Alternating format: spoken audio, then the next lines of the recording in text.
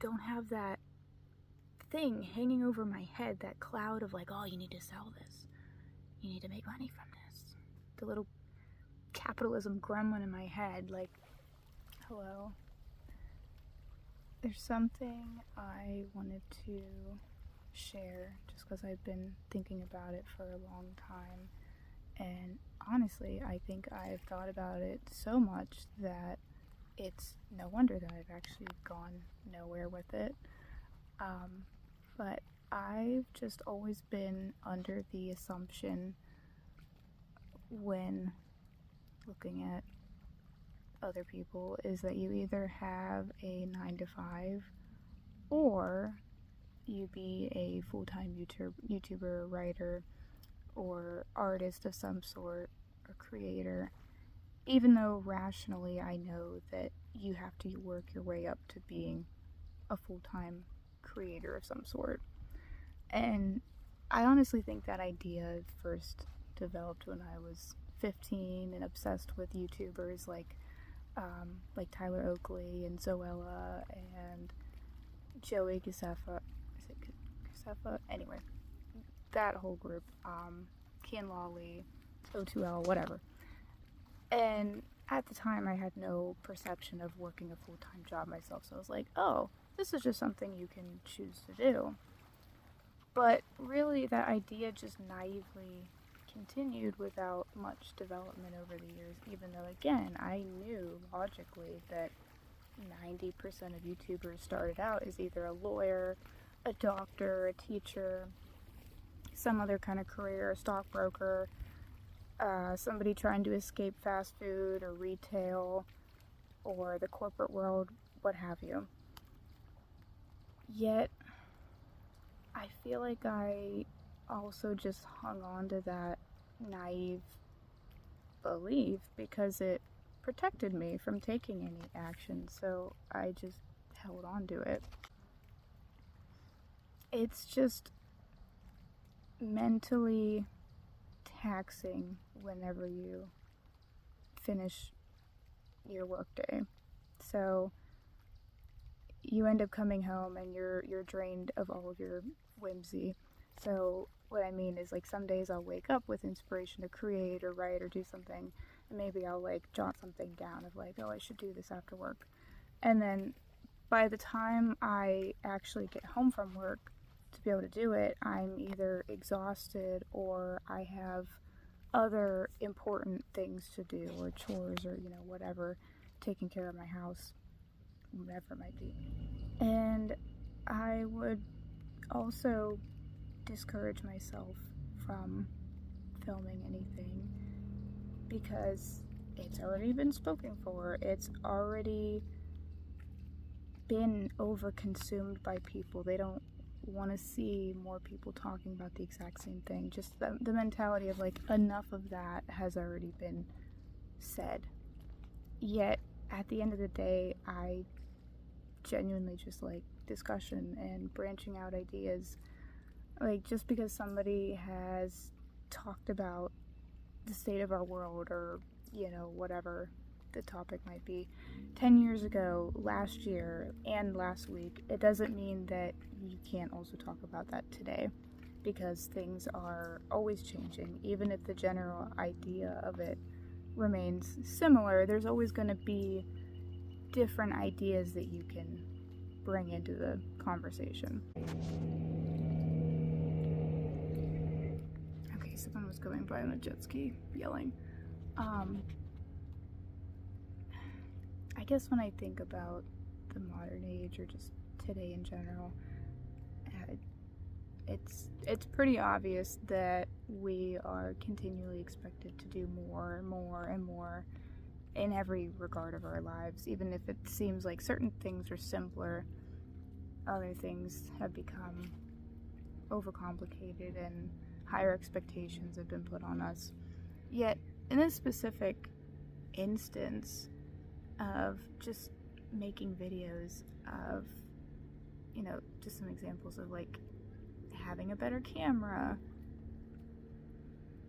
doing a bunch of editing, adding filters, making an adjacent Instagram account for marketing, having a merch shop, just all of these different things. Like, even just the thought of it, I would get so bogged down in that over the last like 10-15 years, when the thought would even cross my mind of like, oh, I should like just talk to people, you know. But I would get so wrapped up in that the desire itself just continued to deplete itself and made it not worth even trying. And I carried the same excuse with, I mean, not just that, like a lot of things, but another specific one was like wanting to start a blog, just because I enjoy writing. That's probably, at the end of the day, like that's what I enjoy doing. It's like less about the talking and filming myself, because I already like don't care to see myself on video, but it gives me a reason to write, and it's a different medium. But point is I kept putting it off because I don't want to do website design. Like, that's not something I enjoy doing, and I feel like it's such a silly setback. You know, I'm lacking, if I were to put an analogy to it, it's like I'm lacking a box to put something in.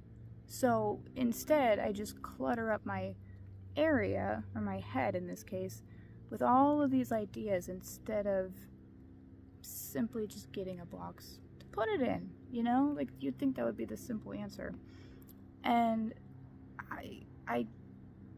I go into the thought of doing it with the assumption that, oh, somebody's not going to want to watch these because I don't have fancy editing software or a good camera. Like, I'm using my phone and I'm currently by a lake and my eyes are being blinded because they are blue and they hurt all the time. But point being is like, it doesn't need to be perfect. Like, why would that even matter? But that's the idea that I've had in my head for so long of like, oh, well, if it's not going to be right on the first try, like, why should I even bother? Like, why even put myself in that position of feeling that sense of failure or embarrassment or whatever it might be? And so, going back to that idea I said before about holding on to a belief that was naive in nature, it protects us. So it protects us from, or I say us, I'm talking for everybody. And me, I'm talking about myself. It protected me from that fear. And I'm sure other people can relate to that, but I don't know who's going to see this. I don't really care. But humans in general will hold on to the status quo as a form of safety. You know, not wanting to create a disturbance, not wanting to rock the boat. Where's the boat? I hear them. There they are. Actually, I don't think you can see them on the camera. But anyway, not wanting to rock the boat, not wanting to upset things, and not wanting to get negative feedback from other people, you know, whether they're close to us or whether they're 1,000 miles away and we're never going to see them face to face. But in doing so, if we have a belief that is shielding us from addressing that, then we're going to cherish it or hold on to it with shame, which I feel like is what I do. It's like I hold on to it because it protects me, but I hold on to it with so much shame because I'm like, well, why is this thing holding me back? You know, it's like at the end of the day, you know, in your heart and in your mind, obviously, you've seen it from others, is that other people who have done the same thing started with one video or writing one short story or doing their first painting. And, you know, some people will work up the courage to do a throwback video or a throwback post with those first paintings that they did or drawings, and they're like, look how far I've come. And it's like, you wouldn't have that if you didn't start with that first one. The collection didn't appear out of thin air all at once, and yet why do I expect myself to have it all figured out all at once? I think that's, the big question. I keep talking about perfectionism. Maybe I haven't, verbally said it, but that's kind of what it all comes back to. And it also makes me think of just the expectation that's placed on 16 to 18-year-olds to have their future planned out before they even leave high school. And I may not look it, but I'm far away from then. But that idea still carries into your adulthood. It carries into, a lot of realms of your life if you don't address it. And even though we know it's a ridiculous expectation, I mean, I could talk about it for days as somebody who used to be a teacher, but it's just so damaging to convince a young person that they should be wise and they should know everything. They should know what they want to do for the next 40 years. We don't know anything about anything. Genuinely, especially us young people, we literally don't know diddly squat. And I have to remind my ego of that because there's so many times that I'm like, I know exactly what I'm talking about. And it's like, no, you don't. You definitely do not. It's like, I don't think it's going to pick up, but the sky looks really pretty right now. Wow. Anyway. I don't know if you can hear that, but the water is super loud. So, thinking about this, I recently listened to a podcast about veganism and how it connects to consumerism and how there isn't a one-size-fits-all approach or a checklist on how to be the perfect mindful consumer. The point of the episode that I'm thinking about is no one else needs to decide how veganism, or in this case making videos online, looks like for you. Because at the end of the day, it's your responsibility to research that and to figure it out for yourself how, in the vegan example, how you can make a conscious effort to be mindful of how you consume. Whether it's food or other products that you buy, how can you be mindful about it? And even when I was vegetarian, there were days that I had a home-cooked soup that had meat broth in it, and it was I'd feel guilty, because it's certain people will cancel you for that, or, interpret as you're not an actual vegetarian, you had meat broth. It's there's gonna be times that holidays or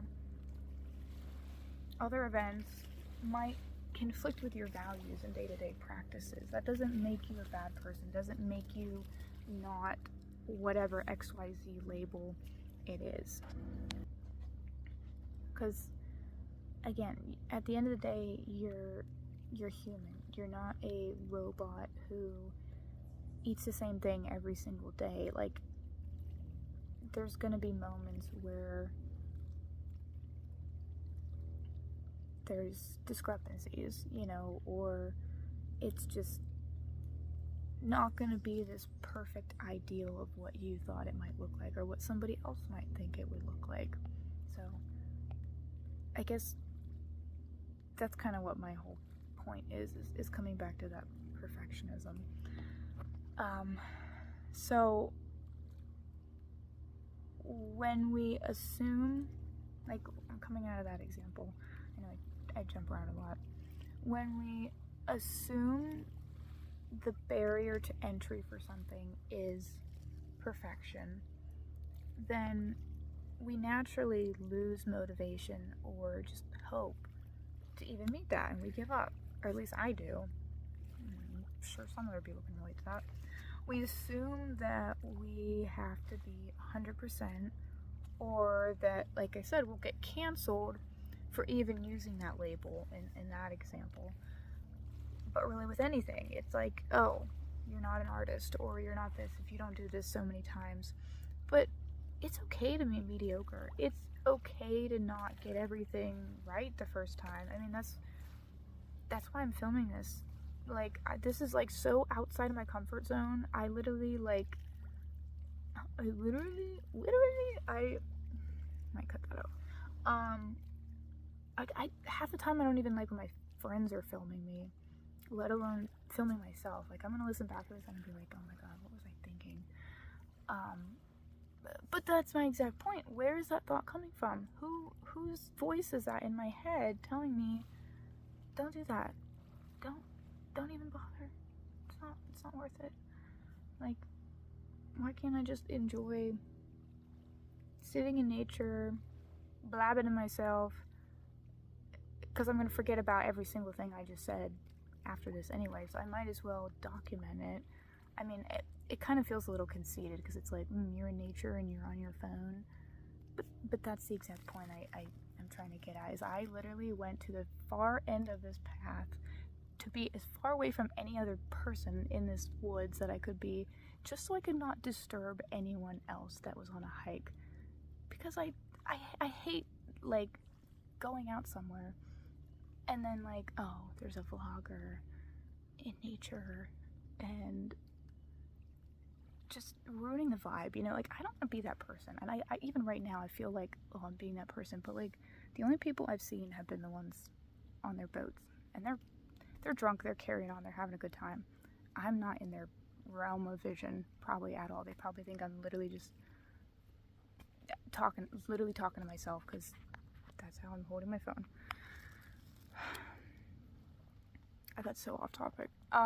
So returning back to the filming example, I would get so wrapped up in the idea of monetization, as if that's even something to consider right now. Like, I'm not gonna be,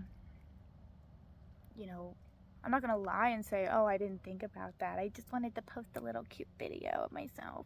Like, obviously that was something I thought about years ago when I was like, oh, I'd like to post some YouTube videos, just of random things. Yeah, that's gonna be something that you might think about, and then you decide, I don't want to do this anymore, because that's a lot of work, and having to worry about YouTube's policies and this and that and blah blah blah blah blah, and all the taxes and stuff. Like, I hate thinking about taxes, but anyway, it's the thought of that and thinking of, like, oh, what do I need to do to be successful with this? It doesn't matter. It does not matter, because we've gotten so used to monetizing creative goods to the point that we feel like we can't make them unless we are going to sell them. Like, without going on too much of a detour again, I think one of my only, maybe not my only, but like my main creative hobby that I have been adamantly almost against even the idea of selling it is with my cosplay. Like, so I like cosplaying, and I don't like to get rid of my clothes. So that's one of the things that's like, when I make a cosplay, I'm like, I'm not selling this. I might wear it again in 10 years, therefore I'm not selling it. This is for me. I made this fit me and me only. And so it's a lot easier for me to go forward with doing it. Like, yeah, I still procrastinate, but it's a lot easier to do it because I don't have that thing hanging over my head, that cloud of like, oh, you need to sell this, you need to make money from this. The little capitalism gremlin in my head, like, isn't there, because I don't care. It's like, if there's issues with it, doesn't matter. I'm the one wearing it, and I know how to fix it if it does have an issue, because I made it, as well as my mom. I have to give her credit. She does most of my help with cosplays. But anyway, other creative endeavors that I've like wanted to get back into, even when I was like in middle school, I used to sculpt all the time, and I kept like 95% of them, but I did sell a couple, and then I got in trouble in school for it. And I think maybe it's a silly example, but like, I think just the association of selling them at that time, like, makes me think now, like, oh, I have to sell them, they need to be perfect. It's like, no, I can just put them on my shelf and enjoy them. I don't have to sell them. But I haven't gone back into doing it because I keep thinking, oh, I need to sell them, I need to do something with them, I need to make them valuable. But Anyway, so enough of that. It's just, we're doing this at our own expense, or at least I'm doing this at my own expense. You don't have to research metrics for making videos if you don't want to. You can simply just create them for the joy of creating them. I mean, when I write in my notes in my phone, I just do it because I feel like it. I just do it because I want to, and there isn't that pressure because I'm not putting it anywhere. I'm just like, oh, this thing in my notes. But it is getting darker out. The sun has mostly gone down behind the clouds. I think that this is a wonderful trajectory point that I am at right now, because I had the idea of doing this morning. I actually slept for once, which doesn't happen often. And so I woke up at 7, had the idea of what if I just, instead of trying to do the blogging thing, what if I just film instead of me talking? And I was like, okay, I'll just write some ideas. Because I'll write in my notes a lot of different ideas I have. But my point being is, that was this morning, and this is 12 hours later. It is now 7 p.m. on a Thursday night. It is one day before my birthday, which is kind of meta, kind of weird. Anyway, I feel like it's a good trajectory point because for once I have an idea that intercepts with reality for the first time in a while. And I know that sounds really silly. It's just oh, you take the thinking and you put the doing together. Wow, what a crazy concept. But I really struggle with that, and I'm sure a lot of people also struggle with that. And I say it because it's exciting. It's exciting, and it's something to celebrate. It's not something to shame and treat like it's not important because, oh, this isn't good enough. I know I'm not there yet, and I don't really care if I do get there. This is just kind of something for me to do, to enjoy my time on this planet, At the end of the day, I know it sounds very, I guess at this point, old school of me to say, you only have one life, but it's true. I mean, you only get one opportunity to just enjoy the time that you have. You might as well not get so wrapped up in the things that just don't matter. There's, if I were to summarize everything, there's no perfect time to do anything. There might be better times in your life when maybe you're financially able, or you're not in a bad relationship, or you have a solid support circle, and it makes it easier to do the things you want to do. But otherwise, you won't suddenly want to do it when maybe you have the perfect work-life balance, or you work out consistently every week, or you eat totally healthy, and you have the perfect spot in your house to film or create with natural lighting and blah blah blah blah blah. That's just the beauty of it. You do it despite those things not being present at all, or some of them being missing. Maybe a couple of those things are in your life, whatever. But it doesn't have to be. You don't have to have those things, because you can do it bad, you can do it well. The point is that you do it. And that's all I have to say.